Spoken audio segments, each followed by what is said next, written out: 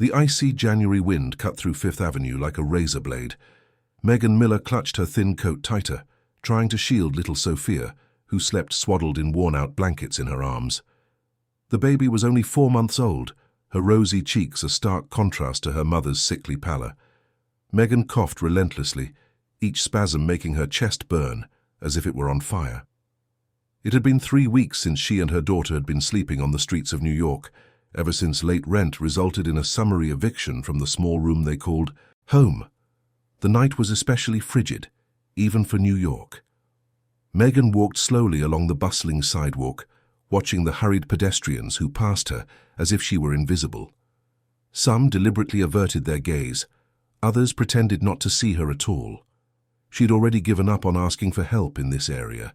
The people on Fifth Avenue seemed to be in too much of a rush to care about desperate mothers and hungry babies. That's when Megan saw the car. An imported black sedan, gleaming under the streetlights, parked in front of one of the most imposing corporate buildings on the avenue. A tall man in an immaculate suit and a rigid posture was walking toward the vehicle.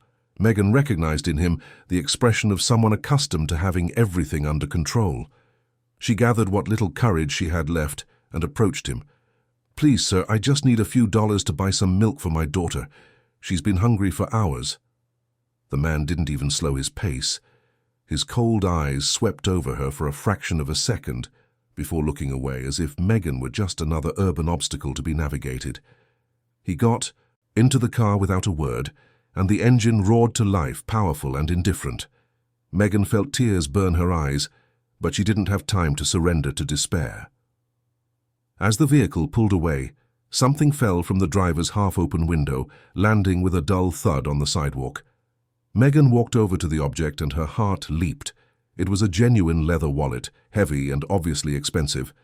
She looked around for the black car, but it had already vanished into the heavy traffic of the avenue. With trembling hands, Megan picked up the wallet and quickly moved to a more discreet corner, sheltered by the shadow of an awning. When she opened it, Megan nearly gasped. There was money inside, a lot of money. Stacks of $100 bills filled several compartments. She did a quick mental count and estimated there was at least $5,000 in that wallet. $5,000, enough to rent a room for months, buy clothes and medicine for Sophia, eat properly, maybe even get a real job if she had a permanent address. That money was the difference between life and the continuation of this nightmare on the streets. Sophia stirred, in Megan's arms, letting out a soft whimper of hunger. The sound broke her mother's heart. She looked at the wallet again, feeling the temptation rise like an overwhelming wave. No one had to know. The man wouldn't even notice the money was gone right away, not with that car and that suit. He probably had much more stashed away in some safe. Megan, on the other hand, had absolutely nothing. But then her eyes landed on something that made her hesitate. In the ID slot, there was an old photograph slightly faded at the edges. Megan carefully pulled it out and examined it under the dim light of a streetlight. The picture showed the same man who had ignored her minutes earlier, but he looked completely different. Younger, his hair still dark without the grey streaks she saw now, and he was smiling. It wasn't a formal, posed smile, but a genuine one, the kind that reaches the eyes and reveals true happiness. Beside him, a little girl of about 5, with pigtails and a floral dress, was hugging his neck with obvious joy. Megan turned the photo over and found a faded inscription on the back, handwritten in delicate, feminine script. "For my love, Ryan, and our little Isabella. Summer of 2010. Megan felt a strange tightness in her chest. That cold, distant man had been a father. He had loved someone enough to carry that photo with him for all these years. What could have happened to that smiling child? Why did he seem so empty now? Sophia cried louder, and Megan automatically rocked her daughter, trying to soothe her. She looked again at the money, then at the photo, then at her baby. The internal battle was brutal. Every cell in her body screamed for her. To keep the money. That it was her salvation. But something deeper, something that not even hunger and despair could completely erase, whispered something else. It was the same voice that made her sing to Sophia every night, even when she was too exhausted to move. the voice that reminded her that no matter how low she had fallen, she was still the mother who wanted her daughter to grow up knowing right from wrong. Megan closed the wallet with a shaky sigh. She knew what she had to do, even if every fiber of her being fought against the decision. She had to return the money, not out of naive kindness or a belief that the world was fair, but because if she kept that money, she would have to live knowing she had stolen. She would have to look at Sophia one day and explain that honesty only matters when it's convenient. And Megan couldn't do that. She examined the documents in the wallet and found the man's name, Ryan Mitchell. There was also a corporate business card with an address right there on 5th Avenue. Mitchell Holdings, CEO. Megan recognized the company name. She had seen the logo on several buildings around the city. This man wasn't just rich, he was powerful.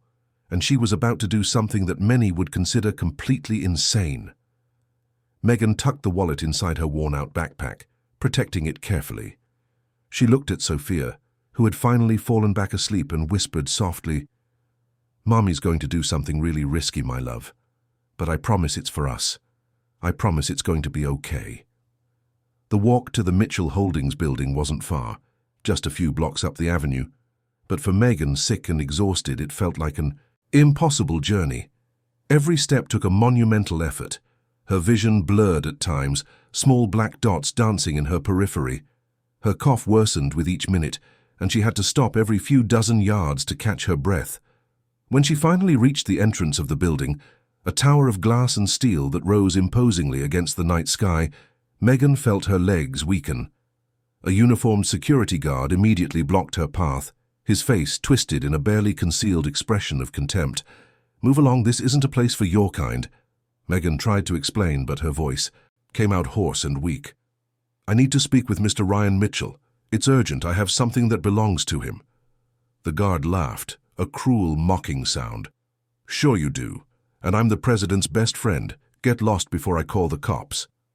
"I'm not lying." Megan opened her backpack with trembling fingers and showed him the wallet, keeping it out of the man's reach. "This is his wallet. He dropped it on the street a little while ago. I just want to return it." The guard narrowed his eyes, clearly suspicious.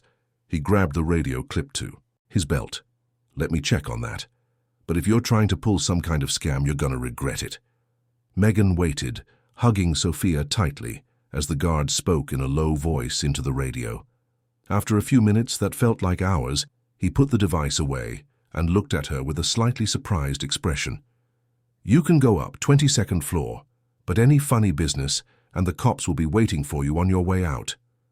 The elevator was mirrored and climate-controlled, a stark contrast to the cold, hostile world outside. Megan saw her reflection and almost didn't recognize herself. The pale, gaunt face, the chapped lips, the sunken eyes surrounded by deep, dark circles. She looked like she had aged 10 years in the last 3 weeks. Sophia, at least, still looked healthy, though too thin for a 4-month-old baby. The elevator doors opened directly into a luxurious office. Marble floors, modern designer furniture, works of art on the walls, and there, standing behind a massive dark wood desk, was Ryan Mitchell. He stared at her with an expression that mixed surprise and irritation. "What do you want?" His voice was cold, sharp as broken glass. Megan took a shaky step forward. "I came to return your wallet, sir. You dropped it when you got out of your car." Ryan frowned and checked the pockets of his suit jacket.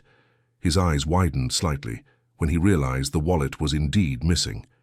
"Give it here." Megan held out the wallet and Ryan snatched it from her, opening it to inspect the contents.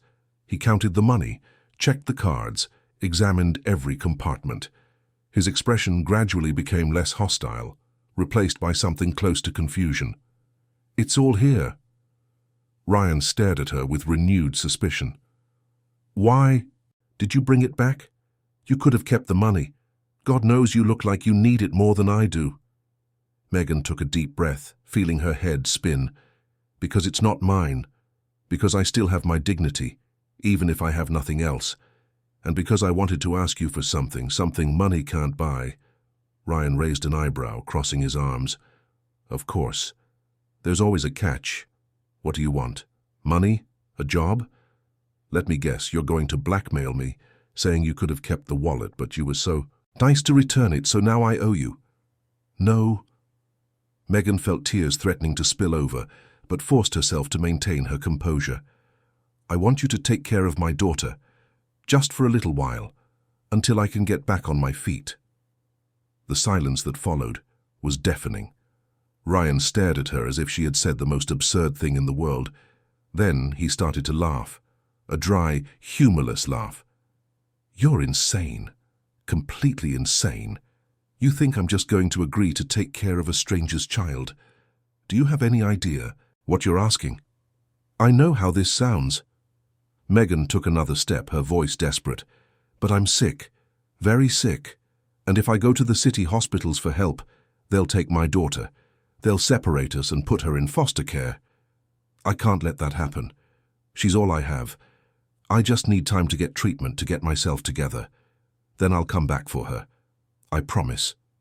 Ryan shook his head, his expression hardening again. That's not my problem. You need to go to the proper authorities. Social services, shelters. You can't just show up at someone's office and ask them to take care of your kid. That's insane. Please. Megan felt the tears finally stream down her face. I returned your wallet. I could have taken that money and solved my problems for months, but I chose to be honest. I chose to do the right thing. Now I'm asking you, begging you to help me, not out of obligation, but because some part of you still cares. I saw the picture of your daughter. You know what it's like to love a child. You know what it's like to want to protect them from everything. The mention of the photo made Ryan go completely rigid. His face, already cold, became a stone mask. You don't know anything about me, nothing, and you have no right to mention my daughter. Get out, now. But Megan couldn't answer. The room began to spin violently, and she felt her legs give way. The last thing she saw before everything went dark was Ryan moving toward her, his arms outstretched to catch Sophia before the baby fell with her. Megan awoke slowly, her body heavy and her mind foggy. It took her eyes a few seconds to adjust to the soft light filtering through the window. She was no longer in the cold, luxurious office. She was lying in a bed, a real bed with clean, soft sheets. The room was small but comfortable, simply decorated with light wood furniture and neutral-toned walls. For a terrifying moment, Megan couldn't remember where she was or how she had gotten there. Then the memory came back in a violent rush. The office, Ryan Mitchell, her desperate plea, the feeling of fainting, and Sophia. Where was Sophia? Megan tried to sit up abruptly, but a wave of severe dizziness forced her back to the edge of the bed, breathing heavily. That's when she heard it, a baby's cry, muffled but unmistakable. She stood up with effort and followed the sound to a slightly ajar door that led to a small adjoining room. There, in a makeshift crib made of pillows and blankets, was Sophia, awake and crying. Megan rushed to her daughter and picked her up, frantically checking to see if she was okay. Sophia was clean, in a fresh diaper, and wearing a onesie Megan didn't recognize. Someone had taken care of her. Someone had changed and dressed her baby while Megan was unconscious. The thought was both comforting and terrifying. The bedroom door opened, and an elderly woman entered, carrying a tray of food. She was short and stout, with grey hair tied in a simple bun and a face that radiated natural kindness. "Oh, you're awake, thank God. Mr. Mitchell was worried. You were out for almost 2 hours." Megan held Sophia tighter, instinctively backing away. "Where am I? What's happening?" The woman placed the tray on a small table and smiled gently. "You're in the guest house on Mr. Mitchell's property. He asked me to look. It's after you and the little one. My name is Eleanor. I've been the housekeeper at the main house for 20 years. Don't you worry, dear. You fainted in his office. He brought you both here, called a private doctor. The doctor said you have severe pneumonia and serious malnutrition. He left some medicine and instructions." Megan felt tears well up again. "He didn't send me away." Eleanor shook her head, her expression growing more complex. "Not right away. He said you can stay here for 1 week. 7 days for you to recover and figure out your situation. The medicine is paid for, food will be provided. But after that time, you have to leave and seek out the official assistance agencies." Those were his exact words. 1 week, 7 days. Megan knew it wasn't enough to solve everything, but it was infinitely more than she'd had minutes ago. It was a chance, however small. She hugged Sophia to her chest and nodded. "I understand. I'll take it, and please thank Mr. Mitchell for me." Eleanor picked up the tray and brought it closer. "Now, you need to eat. The doctor was very clear about that. You're very weak. There's chicken soup, fresh bread and juice. Nothing too heavy so it won't upset your stomach." Megan ate slowly, feeling her body thank her for every spoonful of hot soup. She hadn't eaten anything so substantial in weeks. Sophia nursed and then fell peacefully asleep, and Megan finally allowed her body to relax. Eleanor stayed in the room for a while, tidying up and explaining where the bathroom was, the clean towels, and the clothes she had set out for Megan to wear while hers were being washed. "Can I ask you a question?" Megan looked at the housekeeper with cautious curiosity. "Why did he do this? Why did Mr. Mitchell bring me here instead of just calling an ambulance or sending me away?" Eleanor sighed, sitting in the chair beside the bed. "I've worked for Mr. Mitchell for many years, dear. I saw him change after he lost his family. He wasn't like this before. He was a warm, kind man, always smiling. But after that happened, he completely shut down, became cold, distant. I think a part of him recognized something in you. Maybe the desperation of a mother trying to protect her child. Maybe the memory of when he fought to protect his own." "What happened to his daughter?" Megan asked softly. Eleanor looked away, her voice dropping. "It's not my story to tell, dear, but you should know that Mr. Mitchell carries deep wounds, and sometimes wounded people do unexpected things when confronted with the pain of others." Megan spent the next few days in a careful routine of recovery. She took the prescribed medicine religiously, ate the meals Eleanor brought 3 times a day, and rested whenever Sophia slept. Her cough began to improve gradually, and strength slowly returned to her exhausted body. Eleanor was a constant, comforting presence, telling stories about New York, teaching Megan simple things like how to make oatmeal for Sophia, and offering motherly advice that Megan absorbed gratefully. But during all this time, Megan didn't see Ryan once. The guest house was separated from the main mansion by a small, well-kept garden, and although Megan could see the imposing structure through the window, there was no sign of movement or the property owner's presence. It was as if he had vanished after bringing them there, fulfilling his moral obligation but maintaining absolute emotional distance. On the 3rd night, something changed. Megan had just put Sophia to sleep when she heard footsteps outside. She peeked through the window and saw Ryan walking through the garden, hands in his pockets, head down. He seemed to be wandering aimlessly, lost in thought. Megan watched as he occasionally stopped, looking up at the night sky before continuing his solitary walk. There was something deeply melancholic about the scene. A clearly tormented man, roaming his own property like a ghost trapped between the past and the present. Megan felt an unexpected pang of empathy. Whatever had happened to him, it was obvious he still carried a crushing weight. Sophia woke up in the middle of the night, crying inconsolably. Megan tried everything, nursing her, changing her diaper, rocking her, singing softly, but nothing worked. The baby cried with an intensity Megan hadn't seen before, and she started to panic, fearing something was wrong. She was about to wake Eleanor when the door opened abruptly. Ryan stood in the doorway, still dressed in casual clothes, clearly awakened by the child's cries. He entered without asking permission, his expression serious and concerned. "What's going on? Is she sick?" Megan shook her head, desperate. "I don't know. She won't stop crying. I've tried everything, but nothing works. I don't know what to do." Ryan hesitated for only a second before holding out his arms. "Let me try." Megan froze.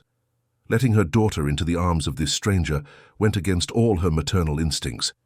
But there was something in Ryan's voice, a note of understanding that wasn't there before. With trembling hands, she passed Sophia to him. Ryan took the baby with surprising familiarity, positioning her against his shoulder at a specific angle. He began to walk around the room in a rhythmic pattern, rocking gently while murmuring something too low for Megan to hear. Gradually, miraculously, Sophia's crying began to subside. Within minutes, she was just sobbing softly. and then she fell silent completely, snuggling against Ryan's chest. Megan watched in stunned silence. "How did you do that?" Ryan continued to rock the child for a few more minutes before answering, his voice low and raspy. "My daughter had colic when she was a baby. I learned she would calm down in this specific position with the constant movement. It seems to work for other babies too." He spent another 10 minutes walking around the room, making sure Sophia was completely asleep before carefully handing her back to Megan. The baby sighed contentedly in her mother's arms and continued to sleep peacefully. Megan looked at Ryan with a mixture of gratitude and confusion. "Thank you. I don't know what I would have done if you hadn't come." Ryan looked away as if uncomfortable with the thanks. "She probably just had a little gas. It's common at this age. Eleanor can teach you some massages that help prevent it." There was a long moment of silence. Ryan remained standing in the middle of the room, clearly wanting to leave, but seemingly unable to move. Megan sensed there was something he wanted to say but couldn't find the words. "Why did you really do this?" Megan asked softly. "Why did you bring us here? It wasn't just about the wallet, was it?" Ryan finally met her gaze, and for the first time Megan saw beyond the cold mask. There was pain there, a pain so deep it seemed bottomless. "I don't know. When you fainted and I caught your daughter to keep her from falling, for a moment I was back 15 years ago, holding my Isabella, feeling that small, fragile weight in my arms, feeling that it was my duty to protect, and I realized that if I sent you away in that state, if something happened to you or your daughter, I couldn't live with it. I carry enough weight as it is." He took a deep breath, as if the next words cost him immense effort. "But this doesn't change anything. You still have to leave at the end of the week. I can't get more involved than this. I can't get attached. Not again." Before Megan could respond, Ryan had already left the room, closing the door behind him with a soft click. Megan stood there holding Sophia, feeling as if she had just witnessed a small crack in the armor of that tormented man. There was humanity there, buried under layers of pain and loss. And for the first time, Megan wondered if perhaps the salvation she was seeking could, in some way, also save Ryan Mitchell. The days passed in a quiet but tense sequence. Megan continued to recover, her health visibly improving each day. Eleanor often remarked on how the color was returning to her face and how she seemed to be gaining some weight. Sophia was also thriving with regular feedings and a safe, warm environment. But Megan couldn't stop thinking about the approaching deadline. Only 3 days left, then 2, then 1. And she had no concrete plan for what to do when the week was over. On the morning of the 6th day, Eleanor brought disturbing news. "My dear, I need to tell you something. Mr. Mitchell's brother came to visit him last night. I didn't mean to overhear, but they were arguing loudly in the study of the main house. His brother found out you're here, and he's not happy about it at all." Megan felt her stomach drop. "What did he say?" Eleanor hesitated, clearly uncomfortable. "He accused Mr. Mitchell of being manipulated, said you're a con artist, taking advantage of his goodwill. He said Mr. Mitchell is trying to replace the daughter he lost, and that this will end badly for everyone." The argument got very heated. Megan closed her eyes, a familiar weight of guilt crushing her chest. "I'm not a con artist. I never asked him for money. I just wanted a chance to recover and take care of my daughter, without losing her to the system. I know that, dear. And deep down I think Mr. Mitchell knows it too, but his brother planted seeds of doubt, and tomorrow is your last day here." Eleanor placed a hand gently on Megan's shoulder. "You need to start thinking about what you're going to do. You need a plan." But Megan had no plan, and as the 6th day turned into night, she faced the terrible reality of her situation. She was physically stronger, yes, but still not enough to work. She had no money, no home, no references to get a job. And tomorrow she and Sophia would be back on the streets, unless she did the one thing she feared more than anything in the world, unless she sought official help and risked losing her daughter forever. Megan couldn't sleep that last night. She stayed awake until dawn, watching Sophia sleep peacefully in the makeshift crib, memorizing every detail of her daughter's face as if it were the last time she would see it. The soft morning light began to filter through the curtains, bringing with it the inescapable reality. The deadline was up, it was time to leave. She got up silently and began to pack the few things she had. Eleanor had washed and ironed her old clothes and had also left a few extra items she said were donations Megan could keep. Megan dressed Sophia carefully, trying not to wake her yet. Every movement felt heavy, as if she were walking to an execution. That's when Megan made a decision. She couldn't face Ryan again. She couldn't see him and thank him and leave, as if that week hadn't changed anything. She couldn't risk her presence creating more problems for him, especially after the argument with his brother. The best thing she could do was just leave quietly before anyone woke up. It would be easier for everyone. Megan took a piece of paper and a pen she found in the nightstand drawer. With a trembling hand, she wrote a short but heartfelt message. Mr. Mitchell, I have no words to thank you for what you've done for me and Sophia this week. You gave us a chance to survive when no one else would. I know this was a temporary arrangement, and I don't want to cause you any more trouble. I will seek help from the right places. May God bless you for your kindness. With eternal gratitude, Megan.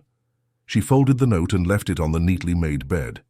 Then she picked up Sophia, along with the backpack that was now a little heavier with the donated clothes, and left the guest house.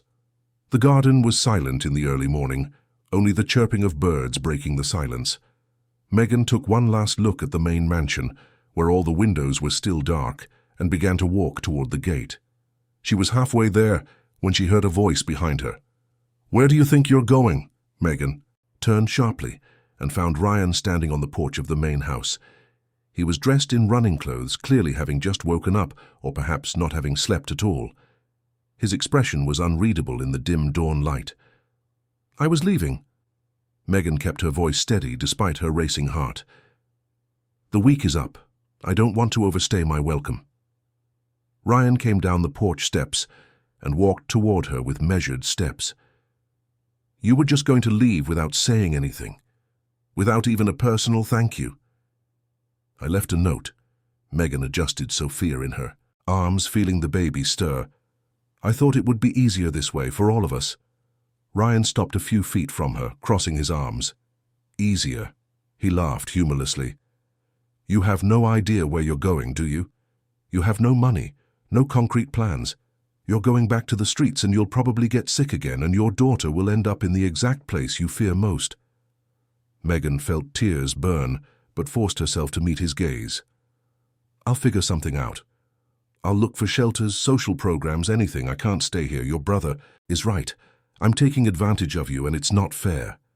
"My brother doesn't know anything." Ryan took another step toward her, his voice growing more intense. "He doesn't know what it's like to wake up every night from nightmares. He doesn't know what it's like to carry the weight of not being able to protect the one you loved most. He doesn't know what it's like to look at a 4-month-old baby and see a chance to maybe, just maybe, do something right this time."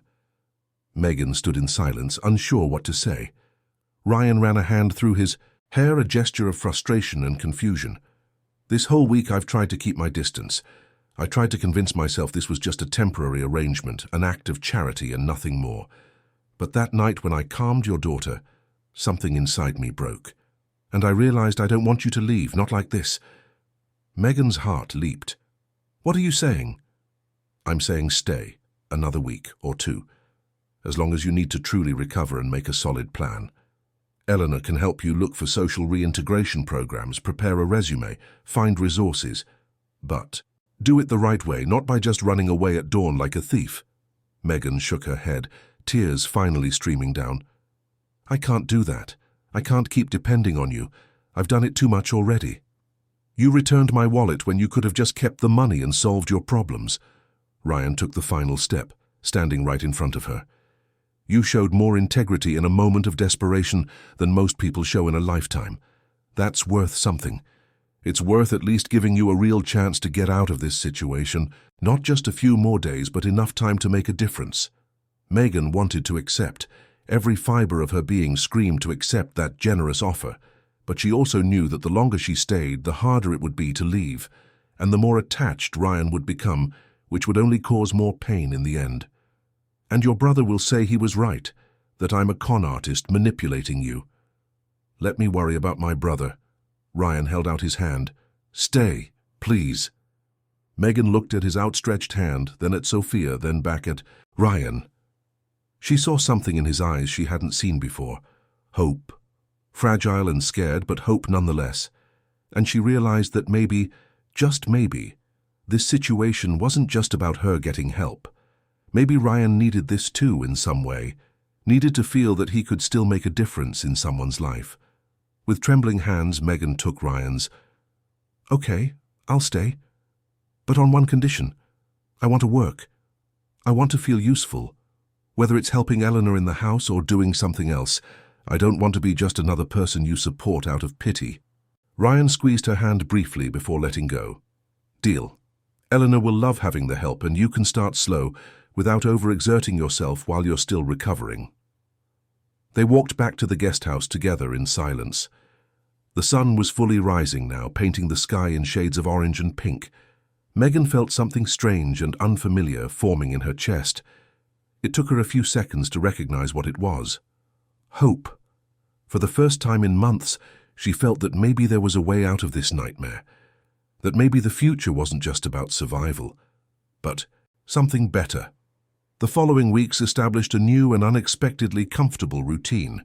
Megan started by helping Eleanor with simple tasks, folding clean laundry, organizing pantries, preparing simple meals. Eleanor was a patient teacher, sharing not only household skills but also her life wisdom. They would talk for hours while they worked, and Megan learned that the housekeeper had lost a young daughter many years ago, which explained her natural compassion. Sophia thrived in this environment. She was gaining weight healthily, sleeping better, and starting to smile more. Megan watched her interact with Eleanor, who treated the baby with grandmotherly affection, and felt a gratitude so deep it sometimes hurt. But the most surprising presence in Sophia's life was Ryan. He had started showing up at the guest house more frequently, always with some excuse. He needed to talk to Eleanor about groceries, or he wanted to check if Megan needed more medicine, or he was just passing through the garden and decided to pop in. But Megan saw the real reason. He wanted to see Sophia, and more than that, he seemed to need to see her. One afternoon, Megan found him in the small living room of the guest house, sitting in the rocking chair Eleanor had brought over, with Sophia asleep in his arms. He was looking at the baby with an expression of such profound tenderness that Megan froze in the doorway, not wanting to interrupt the moment. Ryan was whispering something to the sleeping child, words Megan couldn't quite hear, but that seemed to carry decades of pain and longing. When Ryan finally noticed her, he looked slightly embarrassed, as if he'd been caught doing something private. Sorry, she was crying and Eleanor was busy, so I thought I'd calm her down. Megan entered the room and sat on the nearby sofa. You don't have to apologize. You're good with her. She loves you. Ryan looked back at Sophia, a shadow crossing his face. She doesn't know me well enough to love me. She just responds to the comfort any adult could offer. That's not true.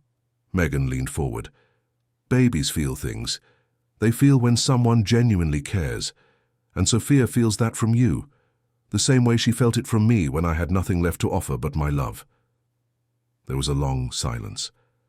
Ryan continued to rock the chair gently, his eyes never leaving. Sophia's face. My daughter would be her age now. She would have turned 15 in a few months, a rebellious teenager, probably giving me a hard time about boys and wanting to go out with her friends. He smiled sadly. I'd give anything to have those problems. I'd give anything for one more day with her. Megan's heart ached. Eleanor told me a little about what happened to your family. Ryan stiffened slightly. What exactly did she tell you? Megan chose her words carefully. She said you lost your wife and daughter 15 years ago, that it was sudden and devastating, and that you never fully recovered. Ryan was silent for so long that Megan thought he wouldn't answer. Then, in a low, raspy voice, he began to speak. It was a car accident. We were coming back from a family trip to the coast. I was driving. The weather was bad, it was raining hard, but I wanted to get home. My wife, Michelle, asked me to pull over and wait for the rain to pass, but I insisted. I said I knew the road well, that everything was under control. He took a shaky breath, his face contorting. with the pain of the memory. I lost control of the car on a curve. We hit a tree. I got away with minor injuries. They weren't so lucky. Michelle was gone instantly. Isabella was taken to the hospital, but her injuries were too severe. She passed away 3 days later, and I was holding her hand when it happened. Megan felt tears stream silently down her face. I'm so sorry. I'm so sorry. Ryan looked at her, his eyes glistening with unshed tears. For 15 years, I've blamed myself. I locked myself in this emptiness I built, keeping everyone at a distance, because if I don't get attached, I can't lose anyone again. And then you show up with your daughter in your arms, returning my wallet when you could have kept the money, showing the kind of integrity I thought didn't exist anymore, and something broke. Or maybe something started to heal, I still don't know. Megan stood up and walked over to him, gently placing a hand on his shoulder. You can't carry this guilt forever, Ryan. What happened was a tragic accident, but you survived, and you can still make a difference. You've already made a difference for me and Sophia, more than anyone would have. Ryan covered her hand with his, and they stayed like that for a long moment. Two strangers united by pain, by loss, and by the desperate attempt to find some meaning in life again. Sophia sighed contentedly in Ryan's arms, completely oblivious to the complexity of the adult emotions around her. And in that moment, something fundamentally changed between Megan and Ryan. A bridge began to form where before there had only been distance and distrust.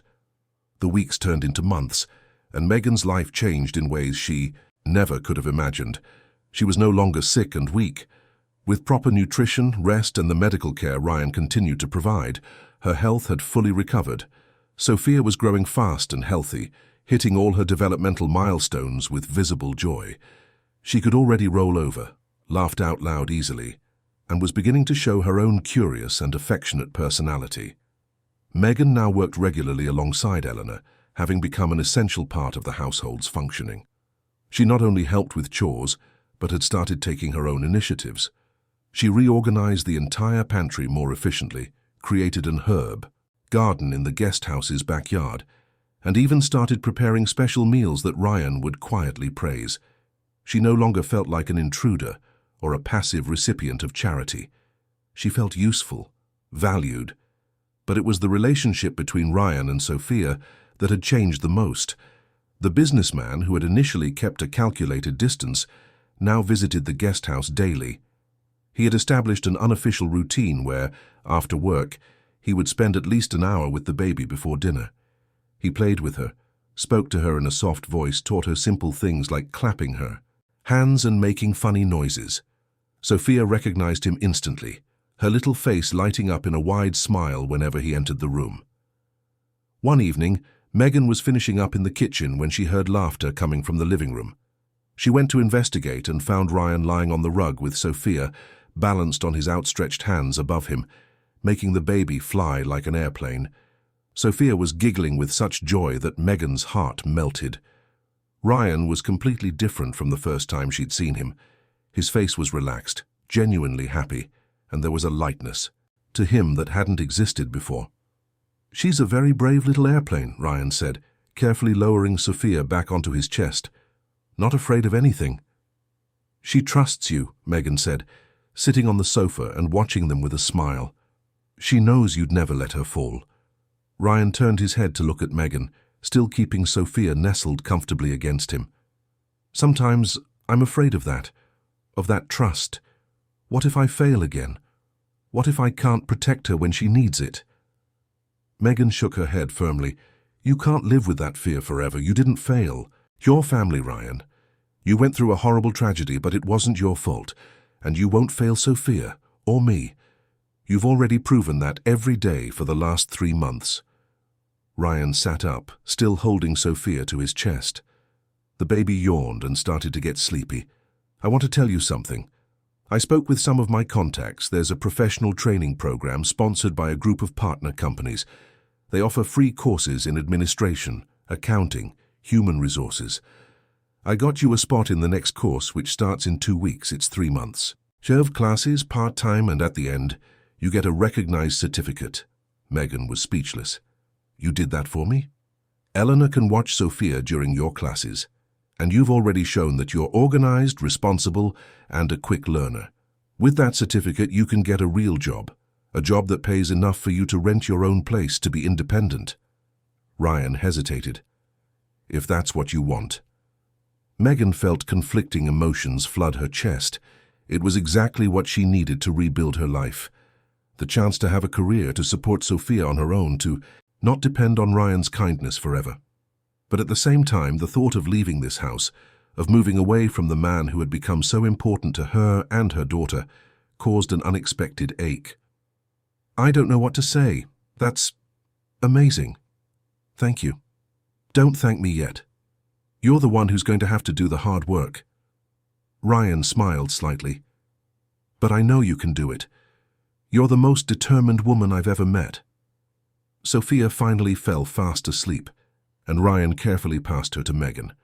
Their fingers brushed briefly during the handoff, and Megan felt an electric current shoot up her arm. She looked at Ryan and saw that he had felt it too. Their eyes met and held for a few seconds too long to be casual. Then Ryan pulled back, clearing his throat uncomfortably. I should go. I still have a few calls to make tonight. After he left, Megan stood with Sophia in her arms, her heart pounding. She couldn't deny it anymore. Something was growing between her and Ryan, something beyond gratitude, beyond friendship, something dangerous and complicated and completely inappropriate given the difference in their positions. But it was there, undeniable and terrifying. The next few days were strange. Ryan began to keep more distance again, as if he too had realized what was happening and was trying to retreat. He still visited Sophia, but his visits were shorter and he avoided being alone with Megan. Eleanor noticed the change and confronted Megan one morning as they were making breakfast. What happened between you two? The housekeeper asked directly. Mr. Mitchell is acting like he's running from something. Megan sighed, unable to hide the truth from the woman who had become like a mother to her. I think we both realize something is happening, something that shouldn't be. He's my benefactor, Eleanor. I depend on him to survive. Any feeling beyond gratitude would be completely inappropriate. Eleanor stopped chopping vegetables and looked at Megan with a piercing gaze. Dear, do you really believe that? That romantic feelings are inappropriate just because they started under difficult circumstances? I've seen the way Mr. Mitchell looks at you, and I've seen the way you look at him. It's not just gratitude, it's a real connection, it's mutual care, it's two people who found each other at the right time, even if the circumstances were all wrong. Megan shook her head, tears threatening to spill. But how could it work? He's rich, powerful, educated. I'm a former homeless woman with no formal education, with a baby. His world and mine are completely different. And besides, he's still grieving the family he lost. I shouldn't try to take that place. You're not trying to take anyone's place. Eleanor put a hand on Megan's shoulder. You're just existing, being yourself, and that's helping Mr. Mitchell live again. For the first time in 15 years, I see light in that man's eyes. I see hope. And it's not just because of Sophia, though she plays a huge part. It's because of you, too, because of the strength you've shown, the integrity, the way you face adversity. Megan wanted to believe those words. She wanted to allow these feelings to grow and develop naturally. But fear paralyzed her. Fear of misreading the situation, fear of ruining everything, fear that Ryan was just projecting his feelings for his lost family onto her and Sophia, and that when he realized it, everything would fall apart. That night, Megan put Sophia to bed and decided to get some fresh air in the garden. The evening was cool but pleasant, and the stars shone brightly in the clear sky. She sat on the wooden bench under a sprawling oak tree and let her thoughts wander. Didn't expect to find you out here. Ryan's voice made her jump. He was standing at the edge of the garden, hands in his pockets, clearly having come from the main house. Can I join you? Megan nodded, her heart racing again. Ryan sat beside her, maintaining a respectful but small distance. For a few minutes, neither of them said anything, just watching the starry sky in shared silence. I've been avoiding you, Ryan finally said, his voice low. I know that, and I'm sorry. It's not fair to you after everything. Megan took a deep breath. Why were you? Ryan turned to face her, and in the soft moonlight his eyes looked vulnerable and scared. Because I realized something these last few months, something that terrifies me more than anything. I realized I'm developing feelings for you, feelings that go far beyond helping someone in need or feeling good about doing a good deed. Real, deep feelings. And it scares me, because I swore I would never let this happen again. I swore I would never get attached to anyone again. Megan felt her entire world shift with those words. He felt the same way. It wasn't just her. I feel it too, she whispered. And I'm terrified too. Because you saved me, Ryan. You saved me and my daughter when no one else cared. How can I be sure that what I feel is real and not just extreme gratitude? Because I know the difference between gratitude and love, Ryan said, moving slightly closer. Because for the last 3 months, I've watched you grow and get stronger. I've watched you work hard, care for your daughter with a dedication that impresses me every day. I've seen your kindness with Eleanor, your patience in learning new things, your determination to become independent. And I've fallen in love with every little detail of that journey, not with the desperate woman who returned my wallet, but with the strong, resilient woman you are. Megan felt tears streaming freely now. But what about your family? What if you're just trying to replace what you lost? What if in a few months you realize you made a mistake? Ryan gently took her hands in his.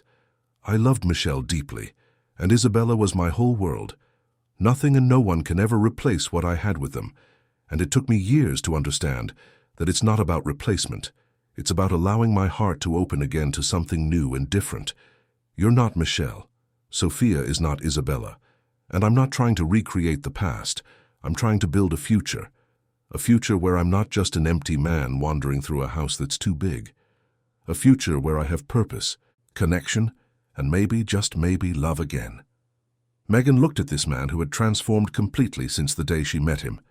The cold, distant businessman who had ignored her on the sidewalk was gone, replaced by someone kind, vulnerable, and brave enough to admit his feelings. And she realized Eleanor was right. This was real, terrifying and complicated, but real. I don't know how to make this work, she admitted. I don't know how to navigate this, but I know I want to try. If you want to, too. Ryan smiled, a true, full smile that lit up his entire face. I do, more than anything. They sat there in the garden for another hour, talking about fears and hopes, about the past and possible futures. There were no kisses or grand dramatic declarations, just two adults admitting their vulnerability and deciding to give the unexpected a chance. It was delicate and new and perfectly imperfect, and for the first time, Megan allowed the hope that had been growing in her chest to expand completely, filling all the empty spaces that pain had left behind. The following months brought changes both subtle and profound. Megan started the professional training course and discovered a natural aptitude for administration and organization. She absorbed the knowledge with enthusiasm, studying at night after Sophia was asleep, completing every assignment with exemplary dedication. Her instructors frequently praised her work ethic and her ability to apply theoretical concepts to practical situations. For the first time in her adult life, Megan felt she had a real professional future ahead of her. Sophia, now 7 months old, was getting smarter and more interactive every day. She could sit up on her own, drooled enthusiastically while trying to crawl, and showed clear preferences for certain people and objects. Eleanor continued to care for her during Megan's classes, and the housekeeper often remarked how Sophia seemed to look for Ryan with her eyes whenever she heard his voice on the property. The relationship between Megan and Ryan evolved gradually and carefully. They didn't rush to turn newly admitted feelings into something physical or dramatic. Instead, they allowed the connection to deepen naturally.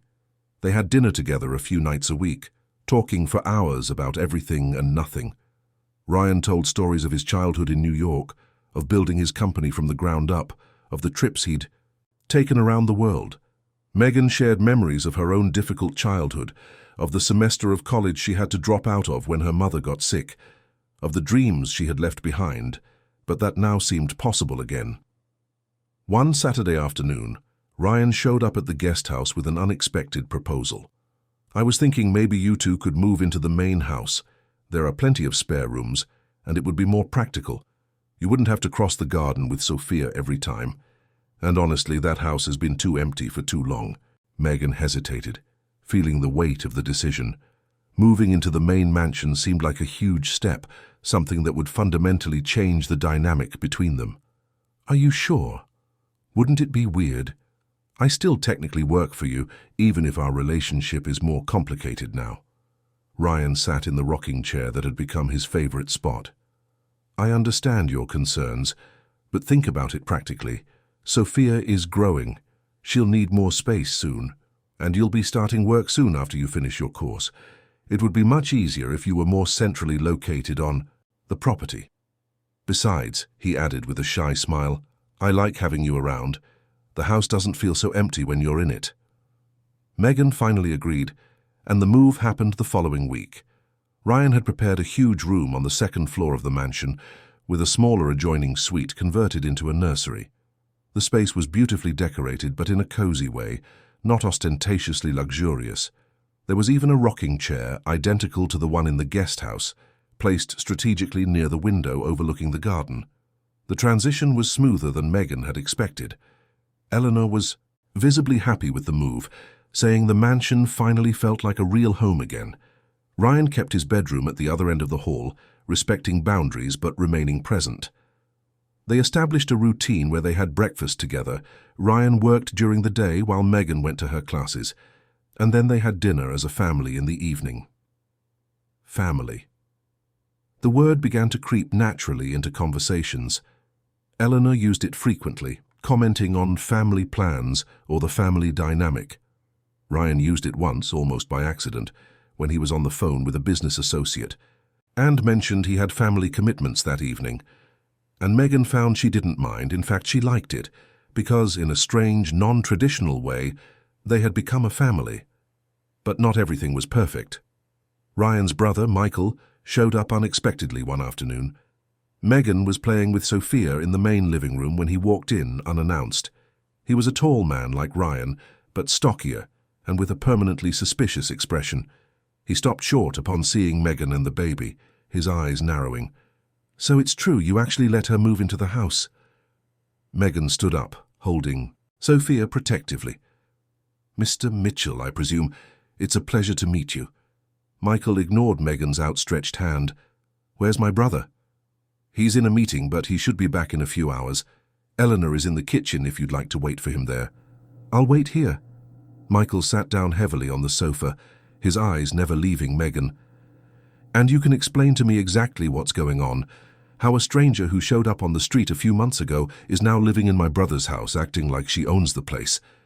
Megan felt anger bubble up, but forced herself to remain calm. I don't act like I own anything. Your brother kindly offered us a place to stay while I recover and get professional training. I'm taking a course, and will soon be looking for a job so I can have my own home. Sure you are, Michael scoffed. And in the meantime, you're taking advantage of my brother's generosity, his guilt over the family he lost. And you're probably already calculating how much you can get out of him before you leave. Megan felt tears of frustration and anger. How dare you? Accuse me of such things? I have never asked Ryan for money. I never asked for anything but a temporary chance to get back on my feet, and I'm working hard every single day to gain my independence. Working hard? Michael leaned forward, his voice laced with venom. You think I don't see what you're doing? Using that child as bait, getting my brother attached, exploiting his pain. My niece would be the same age as that baby if she were alive. You think that's a coincidence? You've exploited my brother's deepest wound. Megan was about to respond when she heard Ryan's voice echo from the entryway. What's going on in here? Ryan entered the room, his expression shifting from confusion to anger when he saw the scene. Michael, what are you doing in my house uninvited? Michael stood up, facing his brother. I came because someone needs to make you see reality. You're being played, Ryan. This woman is clearly taking advantage of you, and you're letting her because you want to replace Isabella. You want to pretend you have a family again, but this isn't real. It's a fantasy built on guilt and desperation. Ryan took firm steps toward his brother, his face red with rage. You have no right to come into my house and speak to Megan like that. You have no right to judge my decisions or my feelings, and you definitely have no right to mention my daughter in that way. I'm your brother, Michael raised his voice. It's my job to protect you when you're making a huge mistake. This woman is going to destroy you. She'll suck you dry and then leave, leaving you even more broken than you were. Enough, Ryan pointed to the door. Get out of my house now, and don't come back until you can treat Megan with the respect she deserves. Michael looked between Ryan and Megan, shaking his head in disbelief. You're going to regret this. When she shows her true colors, you'll regret it, and don't come running to me for help. He stormed out, slamming the door behind him. The silence that followed was heavy and tense. Megan was trembling, holding Sophia so tightly that the baby started to fuss. Ryan came over to her, his hands outstretched in a comforting gesture. Megan, I am so sorry. My brother had no right to speak to you like that. He's wrong about everything he said. Megan shook her head, tears finally falling. But what if he's not completely wrong? What if I really am taking advantage of you without realizing it? What if you really are just trying to replace your family, and when you realize that, everything falls apart? Ryan gently held her shoulders, forcing her to meet his eyes. Look at me. You are not taking advantage of me. You work hard every day. You study at night. You care for your daughter with admirable dedication. You have never asked me for anything. I didn't offer freely. And as for replacing my family, he took a deep breath, I'm not trying to replace anyone. I'm trying to live again. I'm trying to build something new, not recreate what I lost. There's a huge difference. But Sophia is the same age your daughter would have been, Megan sobbed. That can't be a coincidence. That can't be healthy. Ryan looked at Sophia, who was starting to cry from all the tension in the room. He held out his arms, and Megan automatically passed the baby to him. Ryan rocked her gently, and Sophia calmed almost immediately. When Isabella passed, she was 5 years old. 5 years of concrete memories. I know exactly who she was, what her laugh sounded like, her quirks, her preferences. And I look at Sophia, and I don't see Isabella. I see a completely different child with her own emerging personality. Yes, caring for Sophia brings me joy in a way I haven't felt in years, but not because I'm pretending she's my daughter, but because I love this child for who she is.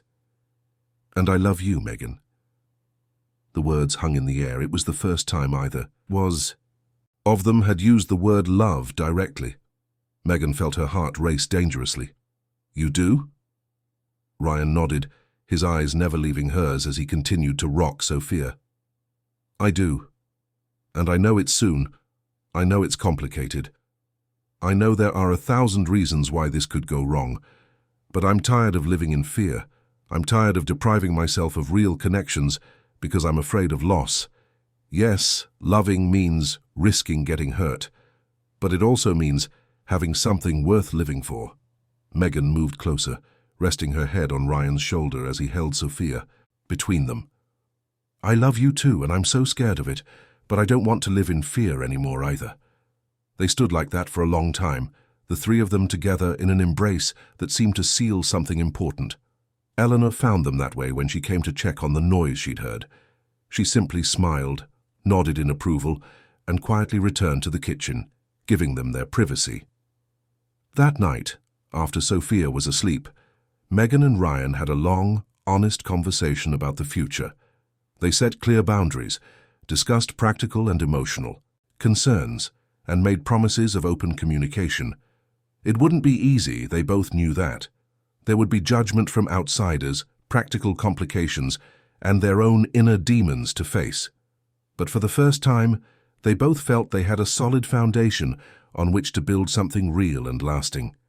The mutual trust forged through months of living together, the brutal honesty they shared, and the genuine love that had grown between them were stronger foundations than many relationships had. 6 months had passed since the confrontation with Michael, and life in the mansion had settled into a comfortable, happy rhythm. Megan had completed her course with distinction and landed a job at a mid-sized accounting firm in Midtown. The salary wasn't extraordinary, but it was enough for her to start saving and planning for real financial independence. Sophia, now over a year old, was taking her first wobbly steps, always reaching for Ryan's arms when she threatened to fall. The relationship between Megan and Ryan had matured into something deep and stable. They hadn't rushed into making the relationship physical. respecting the mutual need to build something emotionally solid first. But there was real intimacy between them now, manifested in 1,000 small daily gestures. Ryan's hand naturally finding Megan's during dinner, the goodnight kiss on the forehead she gave him after Sophia was asleep, the way he automatically made her coffee exactly how she liked it every morning. Eleanor watched it all with maternal approval, often remarking that the house finally had life again. The walls that once echoed with empty silence now resonated with a baby's laughter, lively conversations, and occasionally music when Ryan decided to play the piano that had sat abandoned in the living room for 15 years. But Megan knew there was an important conversation they needed to have. One she'd been putting off because she was afraid of the answer, but which she couldn't avoid indefinitely. One night, after putting Sophia to bed, she found Ryan in his home office, reviewing documents. He looked up when she entered and smiled, that warm smile that still made her heart skip a beat. "Can I talk to you about something important?" Ryan immediately closed his laptop and gave her his full attention. "Of course. Sit down. Is something wrong?" Megan sat in the chair across from his desk, gathering her thoughts. "I've done the math. With my current salary and saving carefully, in about 6 months I'll have enough for a down payment on a small apartment. Nothing fancy, but a place for me and Sophia. A place where I can truly say I'm standing on my own 2 feet. Ryan became very still. His expression was impossible to read. "I see. And when are you planning on doing that?" Megan wrung her hands nervously. "That's the hard part. Because I don't know if that's what I really want. Over these last few months, this house has become our home. Sophia sees you as her father. Eleanor is like her grandmother. And you," she took a deep breath, "you've become the most important person in my life. But I also can't just stay here indefinitely as your dependent. That wouldn't be fair to either of us." Ryan stood up and walked to the window, looking out at the moonlit garden.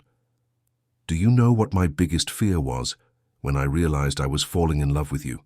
he asked, without turning around. "It was the fear that one day you would decide you needed to prove your independence by leaving, that you would feel you had to be on your own to be truly free, and I would completely understand, but it would also destroy me." He turned to face her, and there were tears in his eyes. "Megan, you are not my dependent. You are my partner, my equal. The fact that I have more money doesn't change that. What I have materially is irrelevant compared to what you've brought into my life. You gave me back my humanity. You taught me how to live again. You gave me a reason to wake up in the morning besides just going to work and coming back to an empty house." Megan stood up and walked over to him. "But people will always judge. They'll always say I took advantage of you, that I'm a gold digger who used my daughter to get to your wealth." "Let them talk." Ryan took her hands. "I don't care what strangers think. I only care about you, me, and Sophia. And if what you need is to prove to yourself that you can be independent, I fully support you. You can rent that apartment. You can live on your own for as long as you need. But I'll be here waiting for the day you decide that independence doesn't necessarily mean being alone. It means having the choice. And I hope you choose to come back. Choose to build a life with me. Not because you have to, but because you want to." Megan felt tears stream freely. "I don't want to leave. I just wanted to be sure that staying would be my real choice, not a necessity. And now I know. I choose to stay. I choose you. I choose this family we've built." Ryan pulled her into a tight hug. "Then stay, not as my guest or my employee or someone who owes me something. Stay as my partner, as the woman I love and who loves our daughter. Our daughter." The words resonated deeply with Megan. Ryan had never verbalized it before, though it was obvious in the way he interacted with Sophia. "She is our daughter, isn't she?" Ryan pulled back slightly to look into her eyes. "If you'll let me love her as my own, if you'll let me be her father in every way that matters. I know I'm not her biological father, but I love her as if I were. And I want to be there for every milestone, every achievement, every challenge. I want to be the person she runs to when she falls, who teaches her to ride a bike, who takes her to school on her first day." Megan nodded, sobbing now. "I want that too. I want you to be her father. You already are, Ryan. You already are in all the ways that matter." They kissed then, not for the first time, but in a different way. Deeper, more committed. A kiss that sealed not just romantic love, but a commitment to family, to a shared future, to facing the world together. The following months brought formal and emotional changes. Ryan hired a lawyer to begin the legal process of establishing his paternity of Sophia, something Megan fully supported. It wouldn't be simple or quick, but it was important for everyone that their bond be officially recognized. Megan also started therapy, something Ryan had gently suggested, to process the trauma of her months on the streets and the speed with which her life had changed. The therapist helped her understand that accepting help didn't diminish her strength, and that building a life with someone didn't mean losing her independence. Sophia grew quickly, a cheerful and curious child who called Ryan Daddy and Megan Mommy, without any confusion about who her parents were. Eleanor often remarked that she had never seen a more loved or happier child. The relationship with Michael remained tense. He no longer visited the mansion and maintained minimal contact with Ryan, only for family business matters. But Ryan had made his peace with it, saying that some bridges were too burned to be rebuilt, and he was okay with that. On a rainy spring afternoon, 2 years after that cold night when Megan had returned the wallet, Ryan asked her to meet him in the home office. Megan entered to find him standing near the same window where they'd had so many important conversations, holding a small velvet box. Megan's heart leaped.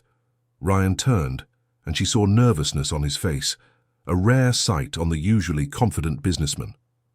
"Megan Miller," he began, his voice slightly shaky, "you changed my life in ways I never thought possible. You taught me that it's possible to love again after a devastating loss. You taught me that family isn't just about blood, but about choice and commitment. You gave me a reason to live that I thought I had lost forever." He knelt, opening the box to reveal a simple but elegant ring, a blue stone surrounded by small diamonds. "I'm not trying to replace the past or recreate what I lost. I'm building a new future, with you, and I want to make it official in the eyes of the world. Will you marry me?" Megan couldn't speak for several seconds, intense emotions washing over her. She thought about how dramatically her life had changed, how that one decision to return the wallet instead of keeping the money had led to this moment, how an act of integrity in her most desperate hour had opened doors she never imagined existed. "Yes," she finally said, tears of joy streaming freely. "Yes, I will marry you." Ryan placed the ring on her finger and stood up, pulling her into a deep kiss. When they parted, they were both smiling and crying at the same time. That's when they heard a noise from the doorway. Sophia was standing there, leaning against the frame, having walked all the way from her room by herself. Behind her stood Eleanor, holding a handkerchief to her eyes, clearly emotional. "Daddy, Mommy," Sophia exclaimed in her toddler voice, holding her little arms out to them. Ryan scooped her up, and the three of them hugged. Eleanor entered the office, joining the family embrace. In that moment, in that room, a completely unconventional but profoundly real family was sealed. The wedding took place 6 months later, a small, intimate ceremony in the mansion's garden. Only close friends and trusted associates were invited. Michael did not attend, but he sent a card with no message, just his signature, which Ryan interpreted as a first small step toward eventual reconciliation. Sophia was the flower girl, wearing a little white dress and carrying rose petals in a small basket, delighting all the guests with her seriousness in performing the task. Megan wore a simple but elegant dress, and as she walked down the makeshift aisle in the garden toward Ryan, she thought about the entire journey, from a cold, desperate night on Fifth Avenue to this moment of pure joy. From a woman who had lost everything to someone who had more than she ever imagined possible, not in material terms, though those things certainly helped, but in terms of love, family, and purpose. The vows they exchanged were personal and deeply emotional. Ryan promised to love and protect not only Megan, but Sophia, to be the father the little girl deserved and the partner Megan needed. Megan promised to always maintain the integrity that had led her to return that wallet, to continue fighting for her independence while building a shared life, and to love Ryan not in spite of his scars, but including them, because they were part of what made him who he was. When the officiant declared them husband and wife, the kiss they shared was witnessed not only by the guests, but by Sophia, who clapped enthusiastically, making everyone laugh. Eleanor cried openly, telling anyone who would listen that she had worked in that house for 20 years and had never seen it so full of life and love. The reception was joyful and relaxed. There were emotional speeches, live music, delicious food prepared by Eleanor and her team, and as night fell and the garden lights were turned on, creating a magical atmosphere, Ryan and Megan danced their first dance as husband and wife, while Sophia slept peacefully, in Eleanor's arms nearby. As they danced, Ryan whispered in Megan's ear, "Thank you for returning my wallet that night. Thank you for not giving up. Thank you for teaching me how to live again." Megan rested her head on his shoulder. "Thank you for seeing past the desperate woman on the street, for seeing who I could be, for giving a chance not just to me, but to us." The following years brought more growth and joy. Sophia grew up strong and healthy, an intelligent and loving girl who had no memory of the hard days and only knew a home filled with love. Megan continued to work and grow professionally, eventually being promoted to a management position at her firm. She also began doing volunteer work, helping other women in situations similar to the one she had faced, using her own story as proof that it was possible to rise again. Ryan slowly learned to let go of the guilt he had carried for 15 years. The therapy he started helped, as did the love of his new family. He never forgot Michelle and Isabella, but he learned to honor their memories while living fully in the present. He and Megan even visited their graves a few times a year, bringing Sophia, explaining to her about the people who came before and who would always be a part of their family's story. Eleanor remained the stabilizing force of the house, eventually retiring formally but choosing to continue living on the property in a renovated guest house, not as an employee, but as a beloved member of the family. Sophia called her Grandma, and the housekeeper melted completely every time she heard the word. Over time, even Michael began to show up occasionally for family dinners. The reconciliation was slow and filled with awkward moments, but eventually he acknowledged, though never verbally admitted, that he had judged Megan unfairly. Seeing his brother's genuine happiness and the loving family he had built slowly softened his cynicism. On a special evening, 5 years after that cold night on Fifth Avenue, Megan was putting Sophia, now 5.5, to bed. The little girl looked up at her with those curious, intelligent eyes and asked, "Mommy, how did you and Daddy meet?" Megan smiled, stroking her daughter's hair. "It was on a very cold night, my love. And Daddy had dropped something very important, and Mommy gave it back to him even when she could have done something else, and that one little act of doing the right thing changed our lives forever." "Why did you give it back, Mommy?" The question was genuinely curious, without any judgment. Megan thought for a moment. "Because I wanted you to grow up knowing that some things are more important than money. Integrity, honesty, doing the right thing even when it's hard. Those are the things that really define who we are. And in the end, those choices lead us to where we need to be." Sophia seemed satisfied with the answer and snuggled under the covers. "I love you, Mommy, and I love Daddy too. And Grandma Eleanor." Megan kissed her daughter's forehead. "And we love you more than anything in the world." She left the room and found Ryan waiting in the hall. He put his arm around her and they walked together to their own room. As they got ready for bed, Megan looked out the window at the moonlit garden, the same garden that had been the setting for so many important moments in her journey, and she felt a deep, overwhelming gratitude for every decision that had led her here, for the integrity she maintained even in her most desperate moment, for the courage to accept help, for the willingness to love again, and most of all, for the understanding that family doesn't always come in the way we expect, but when it comes in the right way, it's more precious than any treasure.